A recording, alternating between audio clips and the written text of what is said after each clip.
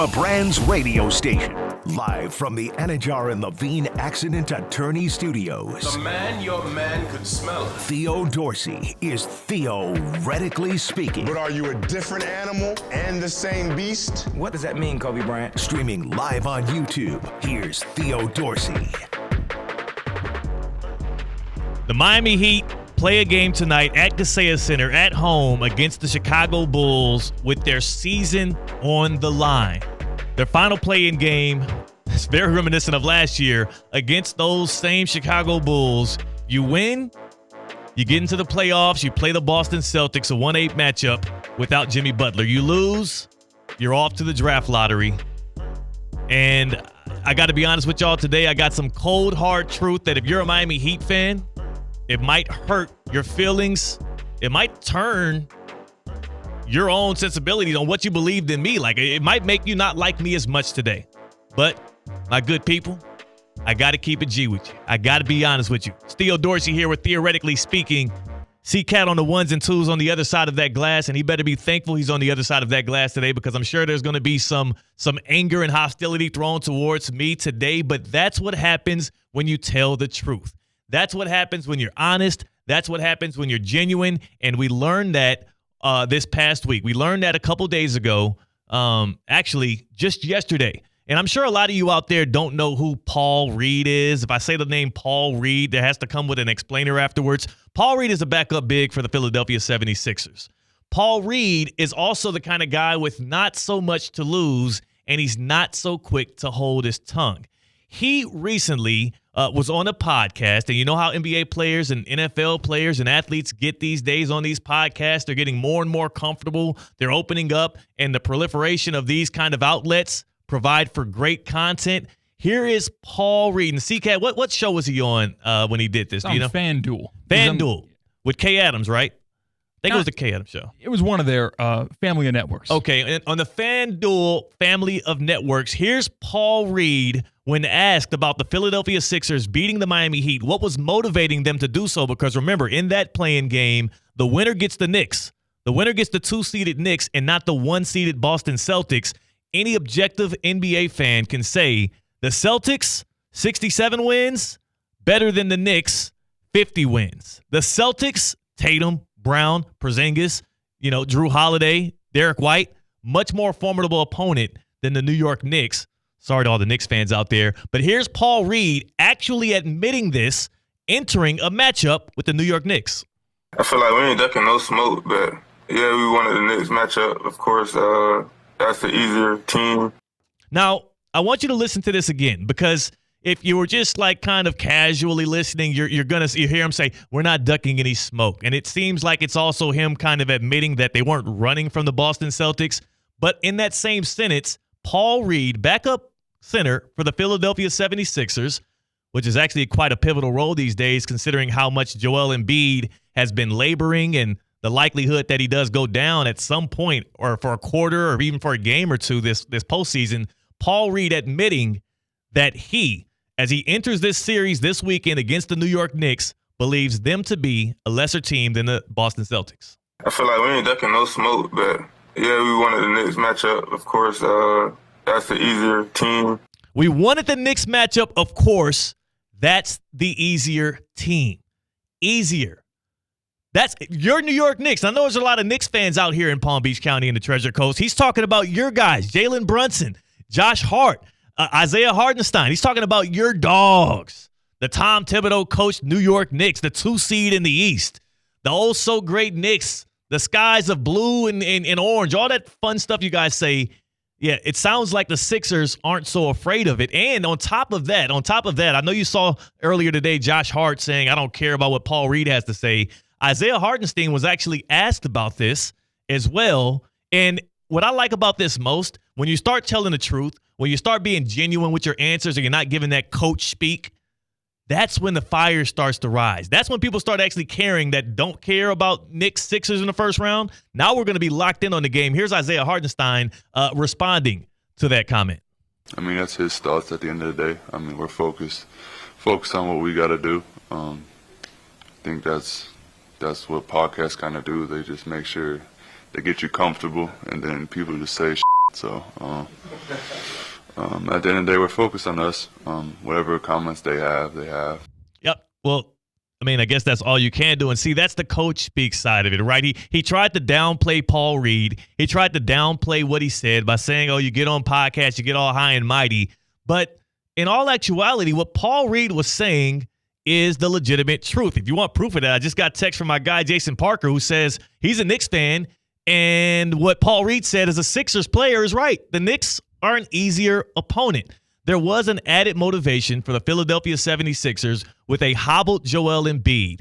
The Philadelphia 76ers knew a 7-game series with the Boston Celtics, that's hell. And that's what's on the line for the Bulls and the Heat when they play tonight. The prize of that one is to get to play that behemoth of a team that earned the 1 seed and has been the 1 seed since the NBA season tipped off. All the way until now, the Boston Celtics have been the dominant team in the Eastern Conference. And there's Paul Reed admitting we don't want to see them. We want to see the Knicks. And I'm sure you Knicks fans have to agree, you are an easier out. Here's also, if you want a real objective opinion, if you really want to hear the truth, and that's what today is about here on Theoretically Speaking. It's Theoretically Speaking, but I'm spitting the truth today. I'm being honest. I'm being vulnerable because I feel like I have to be that way with you all. Maybe no player more honest, vulnerable, and open about his emotions and feelings about the game and just how he generally feels than Draymond Green. Here he is on the Draymond Green show, not just agreeing with Paul Reed, but also doubling down on something I was saying yesterday, that the New York Knicks, not only are they an easier out for the Philadelphia 76ers, but I would have picked the Miami Heat in a series against the New York Knicks, especially with a healthy Jimmy Butler. Here's Draymond Green. Paul Reed said it, I ain't say it, but the reality is we know the reality. The New York Knicks are way easier to beat than the Boston Celtics. In fact, I got the Philadelphia 76ers beating the New York Knicks. Right, me too. It's a fact, man. I mean, I thought we were going to get to the second part of it where he talked about the Heat. We didn't get that part in there. No, we don't got that part. It's all good, C-Cat. I appreciate you at least hopping in there and saving me because I was going to wait on it. It was going to be a lot of dead air. I was going to wait on it. He later on went to say that he also would have picked the Miami Heat in a series against the New York Knicks. And I would even dare to say, even without Jimmy Butler, especially as a Heat fan, right? Especially as somebody who has praised and watched and rooted for this team from afar, even from back when I was growing up in Houston, always been a Heat guy. I would have been on board with the Heat getting past the Knicks if they would have been able to get over the 76ers. But that's not reality. That's not the situation. The Miami Heat now have their fate in the hands of another play-in game tonight against the Chicago Bulls. And in the theme of being honest, in the theme of sitting in front of a mic and spitting your open truths and being vulnerable, I feel like I have to do the same with you all today here on Theoretically Speaking. Now, I'm okay if you hate me for this take, and I'm prepared for that. And I know C-Cat and even people around the office, even other Heat fans in the office have been mad at me about this, but I'll just go out and say it. The Miami Heat will be better off if they just lose tonight. The Miami Heat would be better off, and I would dare say I'm almost rooting for the Heat season to end tonight in the play-in game against the Chicago Bulls. And it's for a varied amount of reasons.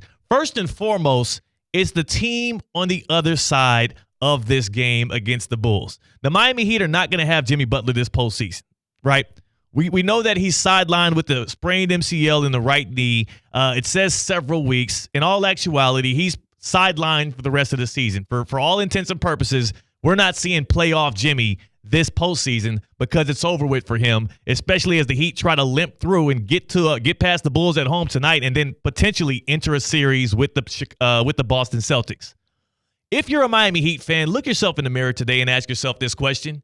Do you really think, even with Eric Spoelstra on the sideline and with Bam Adebayo, Tyler Hero, Niko Jovic, who's looked good, like all of these guys that you have, these dogs, these warriors, these Heat culture guys, do you think that squad is good enough to beat the Boston Celtics with no Jimmy Butler?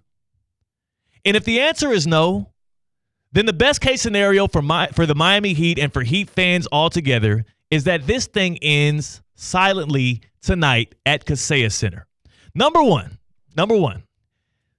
how often are you going to be professing that amazing play-in game win that you got over the Chicago Bulls? I thought we were once a proud Heat nation.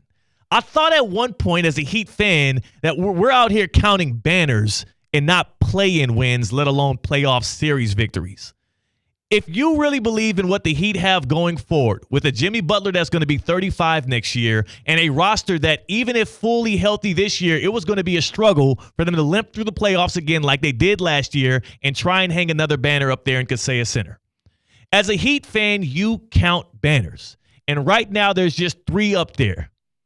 And if you really want for this era's team, led by Jimmy Butler and Bam Adebayo, to be able to hang another banner in Kaseya Center over the next couple of years, the best thing for the Miami Heat is to go out silently tonight against the Chicago Bulls. And it's funny that I say this on a day like today because I felt similarly like this last year when the Heat were in the same predicament playing against the Chicago Bulls in the second play-in game, especially when they went down late in the game and it looked like the season was all but done. And the funny thing is, every single time I start to doubt the Heat publicly, every single time I start to open up and feel vulnerable about maybe this team can't do it, that maniac on the bench, Eric Spoelstra, and those guys in those Heat uniforms always find a way to work it out and win those kind of games. So I already know that now that I'm publicly saying the Miami Heat should lose tonight, that it will be better for the franchise to get a lottery pick and have a better chance at maybe getting a top 4 pick and bringing in a guy that can help out this abysmal offense. They'll likely find a way to beat the Bulls tonight. I still think it would be best for the Heat. It would be best for the next couple of years if they were able to lose this game, get their lottery pick, and not even waste our time against the Boston Celtics. But playoff Jimmy's not showing up. The only guy in the NBA since Jimmy Butler joined the Miami Heat, the only player in the NBA with more points in the postseason than Jimmy Butler is Jason Tatum with the Boston Celtics. And this year, Jaylen Brown has ascended to a level where he also looks like an all-NBA player, an all-NBA talent with those Boston Celtics. Kristaps Porzingis' injection into that lineup makes them even more of a threat. And if you think about the way that the Celtics team is built this year, it really feels like they were built. What they're doing out there in Boston is a direct result of what the Heat have done and the way that the Miami Heat have haunted them over the past 3 or 4 years in the postseason. If you want to really take some solace in anything this NBA postseason, just know that for every win the Celtics get, it feels like that's a bit of a Heat creation because that was a response. You would think that if you have Jason Tatum and Jaylen Brown and Derek White and all of the guys that have been there for so long, they wouldn't have to make such a swift change this past offseason and bringing in guys that are true either veteran winners in Jrue Holiday or Kristaps Porzingis, who's a freak when it comes to size and shooting. He gives you some rim protection as well. Like Kristaps Porzingis is going to make it a tough matchup for anybody throughout this postseason. But if you think about it, it was the Celtics losing in the conference finals last year to the Miami Heat that forced that front office into action, that forced them to make some very, very harsh changes to that roster so that now the Celtics are in prime position to win a NBA championship. And if you're a fan of the team like a Lakers, if you're a fan of the team like a Celtics or a Miami Heat fan, you're not counting play-in wins, you're not counting playoff victories, you're counting championships. And the closest route to the Heat winning an actual championship would not be beating the Chicago Bulls tonight. It would be them losing, getting a better draft pick, and then finally for an offseason taking a big swing on a talent that can help in the half-court offense. You didn't get Jimmy Butler any help last year in the form of Dame Lillard, and you didn't go out and get James Harden when you could have got him. You hung on to Tyler Hero, who in a play-in game where you need a win against the Sixers, on 27 shots, he gives you 25 points, and he looks scared. He looks absolutely petrified to take shots in pivotal moments.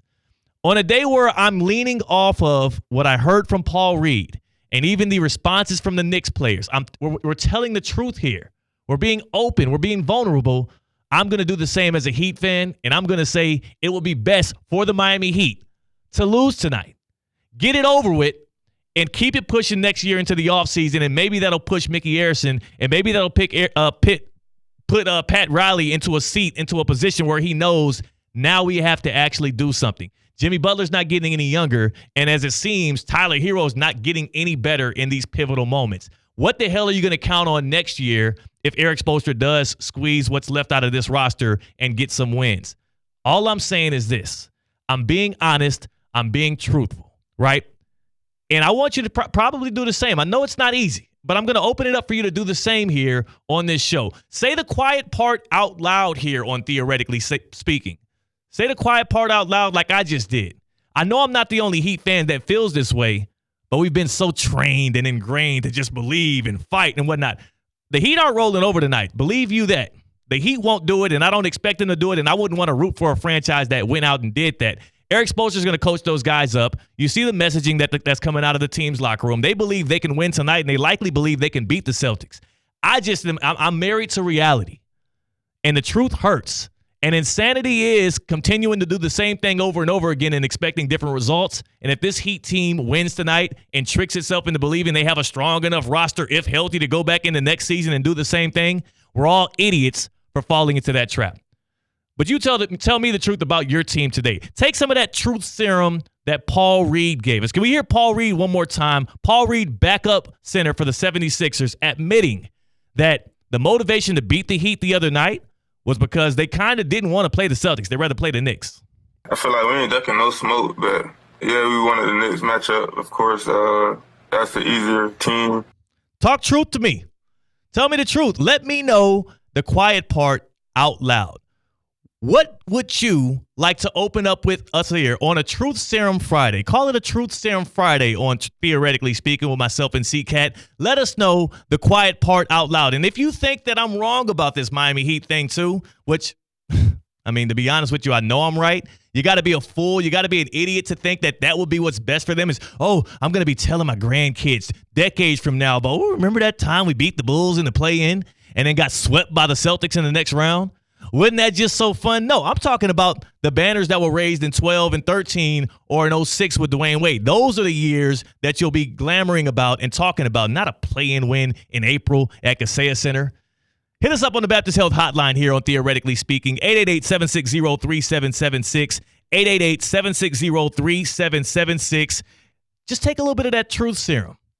What would you like to say the quiet part out loud? Jason Parker, my friend, already texted me the quiet part out loud for the Knicks. He admits the Knicks are a worse team than the Celtics. They are an easier out than the Celtics, and the Sixers are right to be motivated to beat the Heat so they can play the Knicks. I wish the Heat would have been good enough to be able to beat the Sixers there. 888-760-3776, 888-760-3776. That's the number to join the show. That's the number to call in. And I know one person that wouldn't be happy about my take here, and I kind of wish I could just separate him from this, but that's Ed Sasso, the founder of EDS Air Conditioning and Plumbing. When we were out at that Heat game the other day, and we were both rooting on the Heat in what felt like a must-win game against the Dallas Mavericks, he was much more confident and fortified in his seat than I was. I was sick watching that half-court offense struggle to get points against a Mavericks defense that can be had. I was sick. I'm calling for changes right here mid-game. Jaime Jaquez Jr. looked good. Kevin Love looked good. You can count on them sometimes, but the rest of that team in the half-court, it was hit or miss. Tyler Hero, hit or miss. What's never hit or miss is EDS Air Conditioning and Plumbing.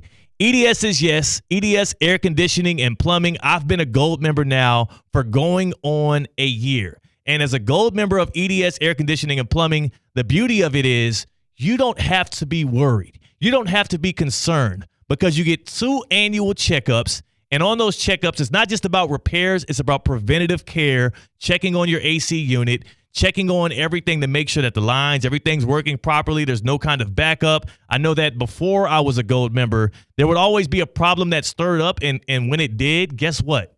I was hung out to dry, right? That's when the house starts overheating. That's when the wife calls me complaining, and I got to call in for emergency text to come in and save the day. That costs you hundreds and hundreds of dollars, let alone what the actual repair costs. But when you hop in with EDS Air Conditioning and Plumbing, you become a gold member like myself, you can get locked in, and you can know that you are protected for the future, and you'll have some annual checkups. They are a trained comfort specialist, and it's very hard to stop a train. EDS Air Conditioning and Plumbing, they can help you with everything with your air conditioning and plumbing needs. And if you ask me, I say you lock in on that gold plan, edsairconditioning.com to lock in with them. 888-760-3776, 888-760-3776. That's the number to call in. You can be honest here. It is a safe space.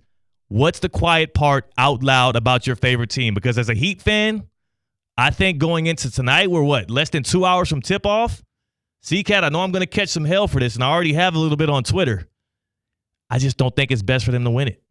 Is that crazy to hear, C-Cat? No, I think it's looking farther than your nose, right? It's understanding that sacrificing one more series in 2024 for the better chance at getting 4 more series en route to a finals next year, the year after that, I think it's well worth it. What good is a playoff berth for the Miami Heat? What good is a play-in win when your ultimate goal is a championship? If the Heat just make the playoffs and get swept by the Celtics, that's a failure. That's a bad year. That's a lost year in the archives of the Miami Heat franchise. But if the Heat get into the lottery and they have a 2%, 3% chance of getting into the top 4, but even a top 13 pick, later on I'm going to go through the list of what the Heat have done in the NBA draft over the past 5, 6, 7 years. It is beautiful. They've drafted well. How about you load up on the arsenal that you do good on when it comes to the NBA draft, and you retool this roster? This roster is not built to win a championship right now. This roster is built, obviously, to make the play-in and then put it up in the air for chance. And what are our chances tonight? Now you're a slight favorite at home against the Bulls to even make the playoffs. That's not good enough. Devontae's in Atlanta. Devontae is on Theoretically Speaking, and we're going to give you a little truth serum here. We're giving you some truth serum, Vontae. What do you want to be truthful about here on a Truth Serum Friday on Theoretically Speaking? Well, I actually had a question for you. What up? Pertaining to the Miami Heat. Okay, who do you realistically see getting back to the finals first? Jimmy Butler in Miami or Curry with the Warriors? Oh. Based on how the team is constructed now. I need some truth serum. That's a great one. That is a good one. And hold on. So one caveat. You said Curry has to remain with the Warriors, right? It's not like he could leave or get traded. It has to be Curry with the Warriors and Butler with the Heat. Both of them staying. Yep, both of them staying. Man. Okay, you know what? I'll be honest with you. I would go Jimmy Butler in the Miami Heat. Not just because of how stacked the West is right now, and the Western Conference is clearly the more superior conference. I do believe that if/when the Miami Heat lose tonight against the Bulls, the front office will be forced into action. And Dame Lillard might be up for grabs this offseason. There's going to be many players up for grabs, and having an extra lottery pick to package to go get a star or even draft a guy moves the Heat a little closer. I don't think there's enough the Warriors can actually do because they're so married to their stars to do it. But what do you think? Give me your thoughts right before we go to break. Would you go with the Heat and Jimmy Butler or Curry and the Warriors? I personally would say the Warriors. Wow. All they really need is one piece. If they get one big free agent, just say later on a big free agent come up and they have to get off somebody or whatever the case is. Just say Clay takes a pay cut. They got the same three, Draymond, Curry, and Clay. And then you just add one more star. They got young people to play defense and everything else. They really just missing one piece.